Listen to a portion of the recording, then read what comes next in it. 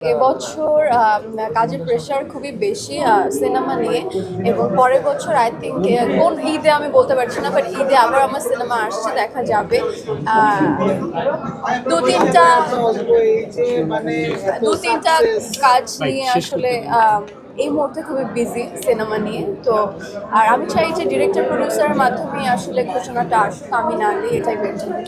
আমরা যতটুকু জানি আপুকে সুরেশ রাজের সাথে দেখা যাবে সামনের তো এই বিষয়টা নিয়ে আসলে সিনেমা তো বেশ অনেকগুলোরই প্রপোজাল এসেছে।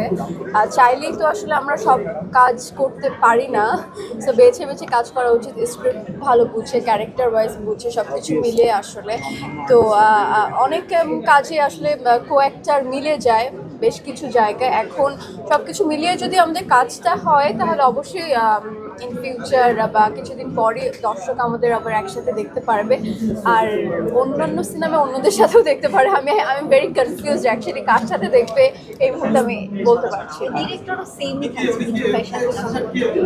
শুধু ওনার সিনেমা বলে না, আর অনেকগুলো সিনেমা নিয়ে কথা হচ্ছে, সাইনিও করেছে। সো ওনারটা আমি আসলে জানি না, আমি এখনো ওইভাবে বলতে পারবো না যে হ্যাঁ করছি অর সামথিং লাইক দ্যাট। মন্দিরা, আমরা জানি আপনি নাচে খুব পারদর্শী এবং নাচের মেয়ে বলা যায় যে আমরা নিউজেও দেখেছি, এবার একটু ভিন্ন ধারায়, যেটা নাচ গানে ভরপুর, ওই জায়গাটাও দেখাতে চাচ্ছেন। আমরা অভিনয়টা তো দেখেছি দুর্দান্তভাবে, সেটাও সামনে এসেছে। আসলে এই বিষয়টা নিয়ে যদি জানতে চাই। অ্যাকচুয়ালি কমার্শিয়াল ফিল্ম যেটা হয়, আমার যে দুটো হয়েছে, কাজল রেখা এবং নীল চক্র, দুটোই পুরো একদম গল্পের মাধ্যমে গিয়েছে। একটা আর্ট ফিল্ম বলা যেতে পারে, বিগ ক্যানভাসের মুভি, আরেকটা নীল চক্র গিয়েছে। সো বেসিকলি কমার্শিয়াল ফিল্ম যেটাকে বলে, ওরকম ধাঁচের কাজই আমি করতে চাই। দিন শেষে আসলে মানুষ পারে না এরকম কিছু নেই, আর আমি তো নাচের মেয়ে, সেই টাইপের যে কোনো নাচই করতে পারি। সো আমি যেটাতে কমফোর্টেবল, আমি সেই কাজটা করতে বেশি স্বাচ্ছন্দ্য বোধ করবো। সো আমি চাই যে এরকম কোনো কাজ আসুক ইন ফিউচার, যেটাকে আমার মানে পারফেক্ট ওয়েতে আমি চাই। আপনার পরবর্তী কাজটা এরকমই হতে চাচ্ছে, যেহেতু মন্দির চেয়েছে। আমি চাইলে তো আসলে সবকিছু হয় না, সবকিছু আমার হাতে থাকে না।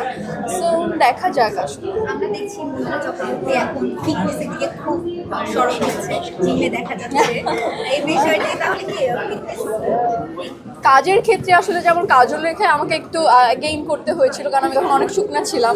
বড়বেলার কাজল রেখাকে সবাই চেয়েছে বড় যেন একটু দেখায়। সো আবার এখন যে সিনেমাগুলো এসেছে সেখানে বলছে যে অনেক ওজন কমাতে হবে। সো আমি সেই চেষ্টায় আছি। ওয়ালটন এখন দেশের সীমানা পেরিয়ে পৌঁছে গিয়েছে 50টিরও বেশি দেশে। ওয়ালটন, ঘরে ঘরে বিশ্বজুড়ে।